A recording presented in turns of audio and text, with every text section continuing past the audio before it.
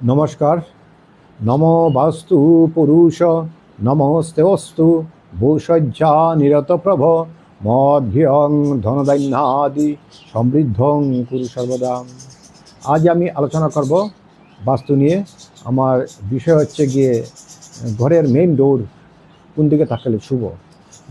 যদি আপনার ঘরের মেইন ডোর উত্তর দিকে থাকে তাহলে এটা শুভ ফলদায়ক। যদি আপনার মেইন ডোর উত্তর দিকে থাকে ইয়াতে আপনার ধনবৃদ্ধি ঘটবে, আপনার সন্তানের মঙ্গল হবে এবং সব দিকেই একটি শুভ ফলদায়ক হইবে।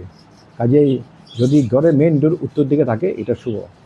তো আমাদের এখানে ঘর, ফ্ল্যাট, নার্সিংহোম, অফিস, ইন্ডাস্ট্রি ইত্যাদি ভিজিট করে থাকি এবং এইগুলো ভিজিট করে বাস্তু এবং এনার্জি ওরিয়েন্টেশন প্রোগ্রাম করে থাকি।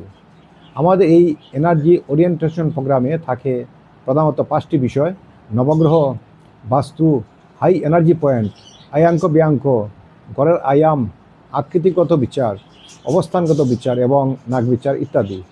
এই প্রোগ্রামে ঘর, ফ্ল্যাট ইত্যাদিতে যাবতীয় বিষয় পুঙ্খানুপুঙ্খভাবে উঠে আসে এবং এইগুলোর উপর ভিত্তি করে প্রতিকার বা আমরা গৃহবন্ধন করে থাকি।